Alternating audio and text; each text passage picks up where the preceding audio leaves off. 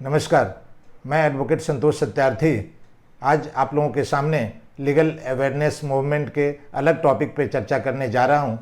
पिछले टॉपिक पर भी मैंने इसके बारे में थोड़ी संक्षेप में चर्चा की थी। आज थोड़ा विस्तार से बताना चाहूँगा कि एडवर्स पोजीशन होता क्या है और एडवर्स पोजीशन में कैसे लोगों का जो जायज़ अधिकारी हैं, जो जायज़ वैध अधिकारी किसी संपत्ति के होते हैं, उनकी संपत्ति उनके हाथ से चली जाती है और किसी ऐसे व्यक्ति के हाथ में चली जाती है जिसका उस पर कभी पहले से टाइटल नहीं रहा, जिसने अभी कोई संपत्ति खरीदने में अपना पैसा नहीं खर्च किया हो, जिसने कभी कोई रजिस्ट्री नहीं कराई हो और वैसे व्यक्ति के हाथ में वो संपत्ति चली जाती है। तो आइए अब इन चीज़ों को हम थोड़ा सा विस्तार से जानना चाहेंगे कि एडवर्स पोजीशन होता क्या है। ये दरअसल एक प्रतिकूल परिस्थिति उत्पन्न हो जाती है कि जिसके पास टाइटल का पेपर होता है, जिसने अपना पैसा खर्च करके वो ज़मीन खरीदी होती है, उसके हाथ से वो संपत्ति निकलती दिखती है, वो निकल जाती है। हम इतिहास में भी जाएं तो आप लोग जानते होंगे कि हम्मुराबी जो बेबीलोनिया का शासक हुआ करता था, तो उस समय उन्होंने एक लीगल कोड बनाया था। वो एक ऐसा लीगल कोड था जिस लीगल कोड में लगभग शासन की व्यवस्था की सारी बातें उसमें वर्णित थी। 282 टोटल कोड उनके थे, जिसमें से हम्मुराबी का जो शासन है वो आज से करीब वो 1750-1755 बीसी के समय का वो कोड था, जैसा कि माना जाता है। और हम उसको देखें तो आज के समय से लगभग 3800 साल पहले वो कोड बनाया गया था, लेकिन कमोबेश आज बहुत सारे देश में उस कोड को इस्तेमाल किया जा रहा है। उसका लिमिटेशन पीरियड अलग अलग होता है। हम्मुराबी कोड का जो रूल 30 है वो कहता है कि कोई भी व्यक्ति जिसको संपत्ति आपने कुछ दिनों के लिए दे दी है, अगर आप बाहर चले जाते हैं और 3 साल के बाद, वहाँ लिमिटेशन पीरियड 3 ईयर्स रखा गया, अगर 3 साल के बाद उस जगह पे आप आते हैं और उससे मांग करते हैं कि भाई ये हम हमारी संपत्ति ये जो लौटा दो, तो फिर उसकी ही संपत्ति मानी जाएगी। अगर वो डिनाई कर जाता है तो ये उसकी ही संपत्ति मानी जाएगी। 3 साल तक एक लिमिटेशन पीरियड उस समय रखा गया था कि 3 साल तक अगर उस पर आपका कब्जा ना रहे तो वो संपत्ति आपकी निकल जाएगी। उसी तरह से यूनाइटेड किंगडम में भी हम ये देखेंगे स्टैट्यूट ऑफ लिमिटेशन 1639, उसके हिसाब से वहाँ लिमिटेशन का पीरियड 20 ईयर्स फिक्स किया गया था। लेकिन अभी हाल के दिनों में ये एक नया एक्ट आया है, जिस एक्ट के अंतर्गत लैंड रजिस्ट्रेशन एक्ट 2002, और इस एक्ट के अंतर्गत वो पीरियड 12 साल कर दिया गया है। अमेरिका में भी, यूनाइटेड स्टेट्स के भी डिफरेंट स्टेट्स में अलग अलग लिमिटेशन पीरियड है। एडवर्स पोजीशन किसी न किसी रूप में है, लेकिन उनका पीरियड वैरी करता है डिफरेंट स्टेट्स में। तो एक केस है पेरी वर्सेस क्लीसोल्ड का मामला। इसमें यह था, क्लीसोल्ड ने उस संपत्ति को एडवर्स पोजीशन के आधार पर लिया था। उसका जो असली मालिक है उसका अता पता नहीं था और क्लीसोल्ड जो है उस पर अपना कब्जा जमाए हुए था, बहुत लंबे समय से उसके पोजीशन में था। जब गवर्नमेंट ने एक्वायर किया उस लैंड को, तो फिर किसी न किसी को मुआवजा जो देना था, उसमें मुआवजा देने में क्लीसोल्ड ने अप्लाई किया था और क्लीसोल्ड को पात्र नहीं माना गया, क्योंकि वो उस संपत्ति का असली मालिक नहीं था। इसके आधार पर ये मामला वहाँ के हाई कोर्ट के बाद, वहाँ के सुप्रीम कोर्ट के बाद ये मामला प्रिवी काउंसिल में गया। उस समय तो जितने भी उपनिवेश थे उनके मामले की सुनवाई जब वहाँ से फैसला हो जाता था तो ये प्रिवी काउंसिल में आता था, और प्रिवी काउंसिल वो उसको तय करता था, वो डिसाइड करता था कि उसमें क्या फर्दर डिसीजन हो। और प्रिवी काउंसिल में यह तय किया गया कि जो भी पोजेसर है, जो भी कब्जा उस संपत्ति पे रखे हुए है, अगर उसके ओरिजिनल मालिक नहीं है तो एक लिमिटेशन पीरियड के बाद वो संपत्ति उसकी ही मानी जाएगी और उसको एक जायज़ अधिकारी मानते हुए जो भी मुआवजे की राशि है उनको दी जाएगी, या उनके नहीं रहने पर उनको उत्तराधिकारी को मिलेगी। आज़ाद भारत में भी किसी न किसी रूप में एडवर्स पोजीशन दिखता है। एडवर्स पोजीशन में 3 मौलिक चीज़ों पर यह ध्यान दिया जाता है। जो एडवर्स पोजेसर है वो उसको एक्सेप्ट करे कि ये एक्चुअल ओनर इसका कोई और दूसरा था। बाद में वो संपत्ति उसने एक्वायर कर ली उससे, बाद में उसने कब्जे के आधार पर अगर 12 वर्ष तक उनका कंटिन्यूअस पोजीशन उस पर रहा तो उसके आधार पर वो अधिकार करते हैं। तो ऐसी कौन कौन सी शर्तें हैं जिसके आधार पर वो दावा अपना करते हैं? तो पहला चीज़ ये है, एक एक्चुअल ओनर है, वो उस संपत्ति के असली मालिक होते हैं, जायज़ तरीके से वो संपत्ति को खरीदे हुए होते हैं, उनके पास उनका डॉक्यूमेंट होता है। और दूसरा, जो एक पजेस्ट्री राइट होता है, किसी के पास पजेस्ट्री टाइटल है, ऐसा व्यक्ति जो कि लंबे समय से, हमारे यहाँ 12 वर्ष का वो समय निश्चित किया गया है, जो 12 वर्षों से कंटिन्यूअस उस संपत्ति पर उनका कब्जा रहा हो और जो एक्चुअल ओनर हों उनकी जानकारी में रहा हो, एक्चुअल ओनर को मालूम है कि उस ज़मीन पर किसी और का कब्जा है और उन्होंने कोई विरोध न किया हो उसका। तीसरी बात, वहाँ के पब्लिक को भी ये पब्लिकली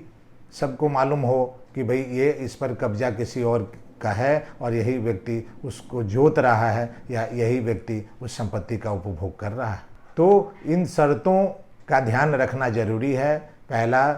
कि उसका मालिक है, इसको एक्सेप्ट करना है कि उसका मालिक कोई और है, टाइटल किसी और के पास है, वो ज़मीन जिसके कब्जे में वो ज़मीन है, वह व्यक्ति जिसके कब्जे में है वो ज़मीन, वो पिछले 12 वर्षों से उस ज़मीन पर अपना अधिकार जमा रहा है, उस ज़मीन का ऐसे उपभोग कर रहा है जैसे उसकी अपनी निजी ज़मीन हो और उसका इंटेंशन असली मालिक को डिस्पोजेस करने का है कि असली मालिक इस संपत्ति पर उसका कब्जा ना हो और मेरा ही कब्जा कंटिन्यू रहे। इन सारी मानसिकता के बाद हम ये देखते हैं कि अगर वे सारे इस कंडीशंस को फुलफ़िल करते हैं तभी जाके वो जायज़ अधिकारी उस ज़मीन के हो जाते हैं। इसमें ये देखा जाता है जो उस ज़मीन के जायज़ अधिकारी हैं किसी न किसी तरीके से जायज़ तरीके से उस संपत्ति को खरीदते हैं या उनकी वो एंसेस्ट्रल प्रॉपर्टी है जिसको वो एक्वायर करते हैं और एक्वायर करने के बाद उसको इस तरह से छोड़ देते हैं, इग्नोर कर देते हैं, उस पर बहुत ज़्यादा ध्यान नहीं देते हैं, उस संपत्ति की बहुत देखभाल नहीं करते हैं। तो ऐसी स्थिति में हम क्या समझते हैं? ऐसी स्थिति में हम ये कहते हैं जो उस संपत्ति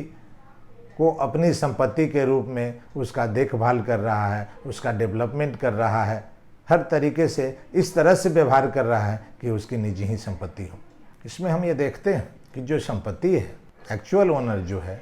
ये जानते हुए उस संपत्ति पर अपनी दावेदारी नहीं जता पा रहा है, उस संपत्ति को ऐसे छोड़ दिया है जैसे कि उसकी संपत्ति ही नहीं हो। अगर जो एक्चुअल ओनर है उस संपत्ति पर अपना अधिकार जताता है और वो किसी कारण से उस ज़मीन पर डिस्पोजेस नहीं कर पा रहा है, सक्षम न्यायालय में वाद दायर करना चाहिए। इससे ये पता चले कि किसी ज़बरदस्ती के कारण, किसी अन्य कारण उस व्यक्ति से वो संपत्ति किसी ने ज़बरदस्ती कब्जे में ले लिया है, ये उसकी इच्छा नहीं है और वो कानून के सामने अपना अधिकार जता रहा है कि ये संपत्ति हमारी है और इसको मुक्त करवाया जाए। सुप्रीम कोर्ट ने बहुत सारे डिसीजंस में इस चीज़ को एक्सेप्ट किया है, जैसे नायर सर्विस सोसाइटी वर्सेस केसी एलेक्जेंडर में भी उन्होंने यह स्पष्ट किया है कि वो पर्सन जो है, जो एब्सोल्यूट पजेसर नहीं है, जो एडवर्स पजेसर है, अगर वो 12 वर्षों से इन शर्तों का पालन किया है तो लिमिटेशन एक्ट 1963 की धारा 65 के अनुसार वो उस संपत्ति का अधिकारी होगा। Karnataka board of Waqf versus government of India and others में भी सुप्रीम कोर्ट ने ये कहा है कि वो व्यक्ति जो एडवर्स पजेसर है, जो पिछले 12 वर्षों से उस संपत्ति पे कब्जा किए हुए है, उस संपत्ति का अधिकारी होगा। कोई व्यक्ति अगर 12 वर्ष से अधिक समय तक भी अगर वो छोड़ दिया है, अगर किसी दूसरे का कब्जा उस पर नहीं है, कोई एडवर्स पजेसर नहीं है, तो इसका अर्थ ये नहीं है कि ये संपत्ति उस व्यक्ति की नहीं मानी जाएगी। ये संपत्ति तो वो उस व्यक्ति का है ही, लेकिन अगर कोई एडवर्स पजेशन के आधार पे उस संपत्ति पर अपना कब्जा दिखाता है, बताता है, जताता है, तो अगर वो इन शर्तों का पालन करते हैं, एक पहला शर्त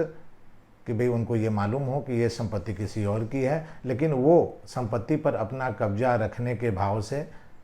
लंबे समय तक, 12 वर्षों से अधिक समय तक, 12 वर्षों तक उस संपत्ति पर अपना हक जता रहा है, उस संपत्ति का देखभाल ऐसे कर रहा है जैसे कि उसकी अपनी निजी संपत्ति हो, उस संपत्ति पे अपना इन्वेस्ट किया हो, उस संपत्ति के डेवलपमेंट के लिए कुछ काम किया हो। दूसरा,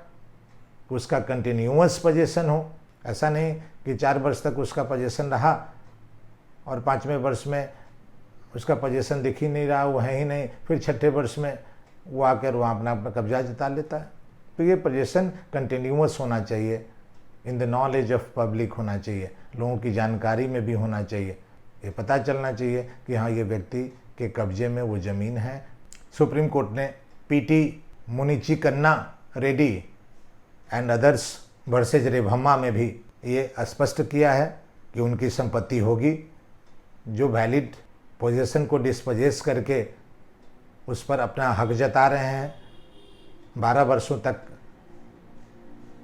कंटिन्यूअस पोजीशन में है, तो ये संपत्ति उनकी होगी।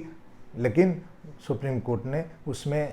2 शर्त भी डाल दिया है कि भाई वो कौन कौन से शर्त होंगे, उसका जो इंक्वायरी होगा उस इंक्वायरी में उसको फुलफिल करने की आवश्यकता है। उसमें 2 बातें मुख्य, पहला कि उसका विलफुल नेग्लिजेंस दिखना चाहिए, पहला उसमें उसका विलफुल नेग्लिजेंस दिखना चाहिए, और उसका इंटेंशन ये दिखना चाहिए कि वो उसको डिस्पोजेस करने जा रहा है, वह उसके जो अधिकार है, वैलिड राइट है, उसको समाप्त करना चाहता है और अपने अधिकार को बनाए रखना चाहता है। सुप्रीम कोर्ट ने अपने एक अन्य निर्णय में उत्तम चांद वर्सेस नाथुराम में भी उन्होंने ये स्पष्ट किया है कि भाई कंटिन्यूअस पोजीशन ही केवल काफ़ी नहीं है, उसके साथ ये भी दिखना चाहिए कि जो अन्य शर्तें हैं वो फुलफिल होना चाहिए, वो हॉस्टाइल पोजीशन होना चाहिए, उनका एक्सक्लूसिव पोजीशन होना चाहिए और अनइंटरप्टेड पोजीशन होना चाहिए। उसमें ऐसा नहीं हो कि बार बार उसमें दखल हो रहा हो, बार बार मारधार हो रहा हो संपत्ति पे, तो ये जायज़ नहीं माना जाएगा। वैसी स्थिति में एडवर्स पोजेसर हैं उनको वो टाइटल नहीं मिलेगा। ये सारे कंडीशंस को उनको फुलफिल करना होगा। एक बहुत ही महत्वपूर्ण बात है वो परमिसिव पोजेसन की बात। जैसे आपने किसी को लीज पर ज़मीन दी तो वो परमिसिव पोजेसन है, वो आपकी अनुमति से उस पोजेसन में है। अगर आपकी अनुमति नहीं होती तो वो उसके पोजेसन में नहीं होती। ये अनुमति आपने दिया है, वो पोजेसन आपने ही ट्रांसफ़र किया है वैलिड तरीके से।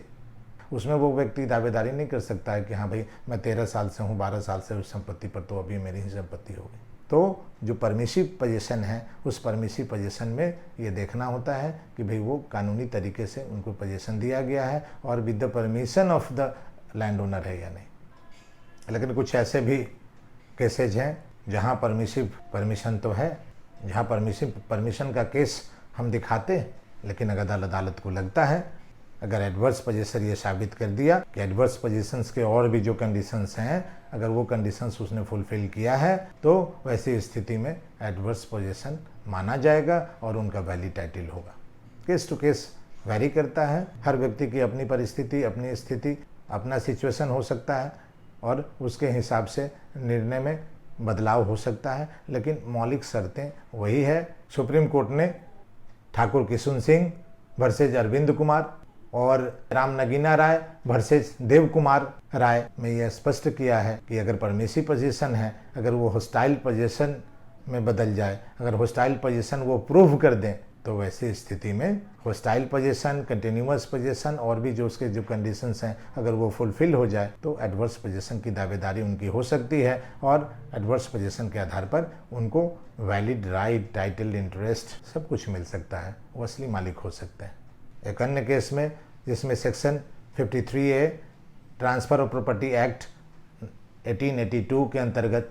अगर कोई एग्रीमेंट ऑफ सेल होता है, एग्रीमेंट ऑफ सेल के अंतर्गत कोई संपत्ति किसी व्यक्ति को दिया जाता है, अगर उस पर उनका पोजीशन होता है और वो 12 वर्षों तक अगर लंबा चल गया तो एडवर्स पोजीशन के आधार पर वो इसकी दावेदारी नहीं कर सकते हैं, क्योंकि वहाँ एक एग्रीमेंट के तहत ये प्रॉपर्टी उनको दी गई है। सुप्रीम कोर्ट ने मोहनलाल वर्सेज मिर्जा अब्दुल गफ्फार के केस में स्पष्ट किया है। एक अन्य मामले में एक अन्य उदाहरण है जहाँ को ओनर की बात आती, एक ऐसा व्यक्ति जो अन्य व्यक्तियों के साथ उसी संपत्ति का मालिक है, वो उसका को ओनर है, तो को ओनर इसका लाभ नहीं ले सकते हैं, क्योंकि को ओनर वो एक रिप्रेजेंटेटिव होते हैं। को ओनर उनके प्रतिनिधि के रूप में उस संपत्ति की देखभाल करते हैं। अगर उस संपत्ति की देखभाल करने में को ओनर ये कहें कि भाई ये हमारी संपत्ति है, तो वो तब तक मान्य नहीं होगा जब तक को ओनर ये इस्टेब्लिश नहीं कर दें कि भाई ये संपत्ति जो है, इस संपत्ति के पोजीशन में वो इस्टेब्लिश ये कर दिए हैं कि ये हॉस्टाइल पोजीशन है उनका, वो लंबे समय से उस संपत्ति पर हैं, उनकी जानकारी में उस संपत्ति में है कि अब इस ज़मीन पर अपना कब्जा किए हुए है, इस ज़मीन पर अपनी दावेदारी जता रहा है, और ये सब कुछ जानते हुए वो 12 वर्षों तक कोई मुकदमा नहीं करते हैं, कोई कंप्लेन नहीं करते हैं, तो ये माना जाता है को ओनर भी एक हॉस्टाइल पोजीशन के आधार पे कंटिन्यूअस 12 ईयर्स अगर उस संपत्ति पर उनकी जानकारी में अगर वो पिछले 12 वर्षों से उस संपत्ति पर अपना अधिकार जताते रहे हैं तो उस संपत्ति के मालिक कहे जा सकते हैं। सुप्रीम कोर्ट ने Vidyavati Devi versus Prem Prakash and others में यह स्पष्ट किया। अगर उसने ये साबित कर दिया कि उसने और भी जो को ओनर्स हैं उसको आउस्ट कर दिया है, उसको बाहर कर दिया है उस संपत्ति में दखल से, और वो सब जानते हुए भी कभी कोई कंप्लेन नहीं करते हैं, चुपचाप बैठे हुए हैं, पूरे जग को मालूम है, पूरे गांव वालों को मालूम है, पूरे समाज को मालूम है कि अब ये संपत्ति जो है इन्हीं के कब्जे में है, यही इसकी देखभाल कर रहे हैं, यही इसकी मरम्मत कर रहे हैं, इसके डेवलपमेंट के लिए काम कर रहे हैं। लेकिन ये जो 12 साल का कंडीशन है ये केवल प्राइवेट प्रॉपर्टी के लिए, लेकिन अगर वो गवर्नमेंट ओन प्रॉपर्टी हो तो उसके लिए 30 साल की शर्तें। आर्टिकल 112 लिमिटेशन एक्ट 1963 में यह स्पष्ट किया गया है कि अगर वो सरकारी संपत्ति है, अगर गवर्नमेंट ओन प्रॉपर्टी है, तो उसके लिए लिमिटेशन पीरियड 30 साल रखा गया है कि 30 साल अगर किसी के पोजीशन में है तभी जाकर वो एडवर्स पोजीशन की दावेदारी कर सकते हैं। अब एक और महत्वपूर्ण बात कि अगर किसी की दावेदारी 12 वर्षों तक कंटिन्यूअस सारे कंडीशंस को फुलफिल वो करता है एडवर्स पोजीशन का, और 13वें वर्ष में 14वें वर्ष में उसको जो असली ज़मीन का जो मालिक है, जो रियल टाइटल होल्डर है, जिसके पास कागजात है,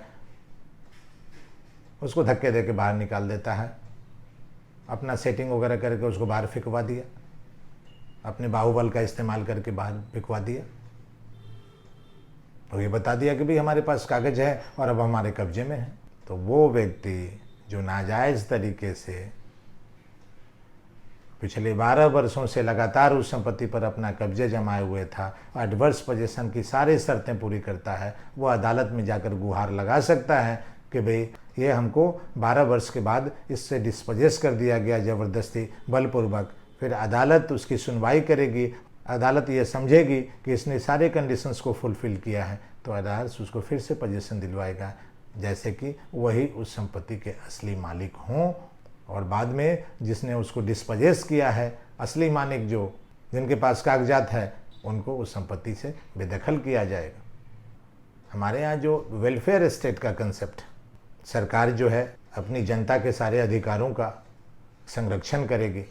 वो देखभाल करेगी कि जनता का कोई राइट है, उस अधिकार का हनन तो नहीं हो रहा है। अगर सरकार ही उस अधिकार का हनन करने लगेगी तो सोचिए क्या हो सकता है। जो सरकार अपनी जनता की भलाई के लिए, अपनी जनता के अधिकारों की रक्षा के लिए कानून बनाती है, अब वही सरकार उस जनता के अधिकारों से वंचित करने लगेगी, उसकी संपत्ति छीनने लगेगी, एडवर्स पोजीशन के आधार पे वो अपना अधिकार जताने लगेगी, उसको डिस्पोजेस करने लगेगी, तो इसकी इजाज़त नहीं मिलेगी। सुप्रीम कोर्ट ने भी अपने एक निर्णय में Vidyavati Devi versus state of Himachal Pradesh में यह स्पष्ट किया है, उनको ये स्वतंत्रता नहीं है अपने ही नागरिकों की संपत्ति वो उनको डिस्पोजेस करके अपने पास ले लें और वो उसके वैलिड ओनर हो जाए। और किसी कारण से अगर वो किसी की संपत्ति लेते भी हैं, अगर कोई लैंड एक्वायर भी करते हैं, तो वो ड्यू प्रोसेस ऑफ लॉ के अंतर्गत होना चाहिए। कानून के सारे स्टेप्स को, कानून के सारे तरीकों का उनको पालन करना होगा। ऐसा नहीं कि वो सरकार हैं तो कुछ भी कर ले सकते हैं। और विद्यावती देवी versus state of Himachal Pradesh में अदालत ने ये निर्णय दिया था कि जो सफरर है,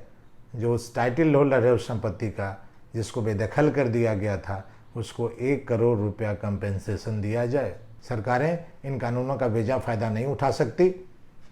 हाँ, आम जनता के लिए भी है, आम लोगों के लिए भी है कि अगर वो वैसी संपत्ति जो पब्लिक यूटिलिटी के लिए, जो सड़कें, हमारे घर के सामने कोई सड़कें बनी हुई, सड़क को 12 वर्षों से अधिक समय के लिए इंक्रोच कर लेते हैं और अधिकारी जमाते हैं कि ये तो एडवर्स पोजीशन के आधार पर हमारी ज़मीन हो गई, तो इसकी छूट नहीं दी जा सकती। एडवर्स पोजीशन का सहारा हम नहीं ले सकते। एक छोटी सी कथा याद आती है कि एक बार भगवान शिव और माता पार्वती दोनों बातें कर रहे थे। माता पार्वती कह रही थी कि प्रभु, जो बहुत दरिद्र है, जो बहुत तकलीफ़ में है, जो बहुत कष्ट में है, उसको और भी आप कष्ट देते हैं, उसको और भी तकलीफ़ देते हैं। और जो संपन्न है वो और संपन्न होता चला जा रहा है, ऐसा कैसे प्रभु? तो भगवान शिव मुस्कुराए, भोलेनाथ मुस्कुराए, बोले कि महादेवी, ऐसा करते हैं कि इंसान के रूप में हम लोग धरती पे चलते हैं और इंसान के रूप में धरती पर चलकर ही ये निर्णय लेते हैं कि ऐसा क्यों है। तो जब वो इंसान बन के इस धरती पर आए तो उन्होंने माता पार्वती को कहा कि आप खाने पीने की व्यवस्था करें, चूल्हा वगैरह सब कुछ अपना इंतजाम करें, मैं बाहर से राशन सब्जी वगैरह लेकर आता हूँ। तो भगवान शिव चले गए बाहर से सामग्री जुटाने, खाने पीने की सामग्री जुटाने, और माता पार्वती चूल्हे वगैरह को साफ़ सुथरा करके, किचन को साफ़ सुथरा करके चूल्हा बनाने में लग गई। अब चूल्हा तो था नहीं, बगल का एक छोटा सा टूटा फूटा घर उनको दिखा। उस घर से 4-5 वो ईंटें ले आई और ईंटा से वो एक चूल्हा बना ली और चूल्हे की सफाई वगैरह अच्छे से कर रही थी। जब भगवान शिव बाहर से लौटे सामग्री लेकर तो उन्होंने पूछा माता पार्वती से कि महादेवी, ये आप चूल्हा कैसे बनाई, ये ईंट कहाँ से मिला? तो फिर माता पार्वती ने बताया कि भाई ये तो बगल में पुराना घर था, उसके ईंट वगैरह सब बिखरे पड़े थे, तो मैंने उसी घर में से 2-4 ईंट ले लिए। भगवान मुस्कुराने लगे, बोले कि इसी उद्देश्य से देवी हम लोग इस धरती पर आए हैं इंसान बन के इन चीज़ों को समझने। कुल मिला के इसका अर्थ ये होता है कि जो कोई भी अपनी संपत्ति खरीद कर जो उसका ख्याल नहीं रखता है, जो उसकी देखभाल नहीं करता है, जो उसको लंबे समय से छोड़ देता है, वो संपत्ति उसके हाथ से चली जाती है। तो अगर कोई संपत्ति आपकी है तो उसको लगातार आप देखते रहें। अगर उसको नहीं देखेंगे तो वो संपत्ति आपके हाथ से चली जाएगी। कानून भी आपका साथ नहीं देगा। कानून भी वैसे ही व्यक्ति का साथ दे रहा है जिसमें उस संपत्ति को अपने कब्जे में रखा है, लंबे समय तक कब्जे में रखा है, लंबे समय तक उसकी देखभाल किया है। तो ये माना जाता है कि जिसने जिस संपत्ति का देखभाल किया, जो लंबे समय से उसकी रखवाली की, उसके डेवलपमेंट के लिए काम किया, वही उस संपत्ति का असली हकदार है। लेकिन अब सवाल ये उत्पन्न होता है कि हमने कोई संपत्ति खरीदी और वो संपत्ति जायज़ तरीके से खरीदी, वैलिड ओनर से खरीदी, लेकिन अगर वो कुछ समय तक मैंने उस संपत्ति की देखभाल नहीं की तो क्या वास्तव में वो संपत्ति हमारी नहीं होनी चाहिए? सुप्रीम कोर्ट ने अपने एक निर्णय में हेमाजी बागाजी जाट वर्सेज भीखाबाई खेनगर भाई हरिजन एंड अदर्स में अपनी नाराजगी व्यक्त की। सुप्रीम कोर्ट ने यह स्पष्ट किया है कि इस तरह के कानून इरेशनल है, इस तरह के कानून इलॉजिकल है, और उसने सरकार से इस पर पुनर्विचार करने के लिए कहा भी है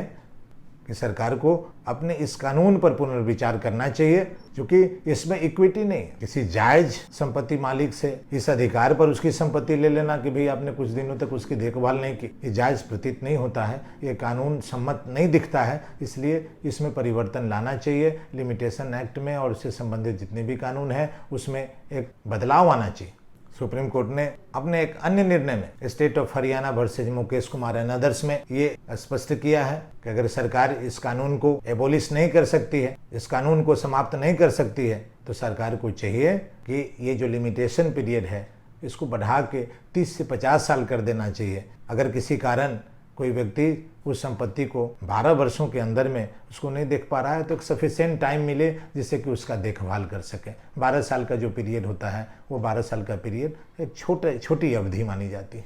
तो दोस्तों, मैंने अपनी ओर से हर संभव कोशिश की है कि एडवर्स पोजीशन क्या होता है, इससे हमारी संपत्ति कैसे हमारे हाथों से चली जाती है अगर हम इसका ख्याल ना रखें। इसलिए आगे से अपनी संपत्ति का पूरा ख्याल रखें कि कोई एडवर्स पोजीशन इन सारे कंडीशंस को वो फुलफिल नहीं कर पाए। क्योंकि एडवर्स पोजेसर के हाथ में दोनों अधिकार हो जाता है। वो एक ढाल के रूप में भी इसका इस्तेमाल करता है और तलवार के रूप में भी इस्तेमाल करता है। वो अगर 12 वर्षों तक आपकी संपत्ति पर लगातार उन सारे कंडीशंस को फुलफिल करते हुए अगर उस संपत्ति पर अपनी दावेदारी दिखाते हैं तो वो उसके संपत्ति असली मालिक हो सकते हैं। वो एज ए प्लेंटिफ कोर्ट में जाके इसको प्रूव कर सकते हैं और एज ए डिफेंडेंट में वो उसको ढाल के रूप में उसको दिखा सकते हैं कि हाँ भाई ये संपत्ति हमने अर्जित की है, एडवर्स पोजेसर के रूप में हासिल किया है, जो कानून सम्मत है। तो दोस्तों, मैंने संक्षेप में इसको समझाने की कोशिश की है। अलग अलग केसेस में एडवर्स पोजेशन के बारे में मैंने समझाने की कोशिश की है। मैंने कुछ बातें बताने की कोशिश की है कि हर आदमी को इसकी जानकारी होना चाहिए, जिससे कि उसकी संपत्ति उसके हाथों से ना निकल जाए। तो दोस्तों, अगर हमारा यह प्रयास अगर आपको अच्छा लगा होगा तो आप इसको लाइक करेंगे, सब्सक्राइब करेंगे, शेयर करेंगे और कमेंट बॉक्स में अपना कमेंट लिखना नहीं भूलेंगे। धन्यवाद।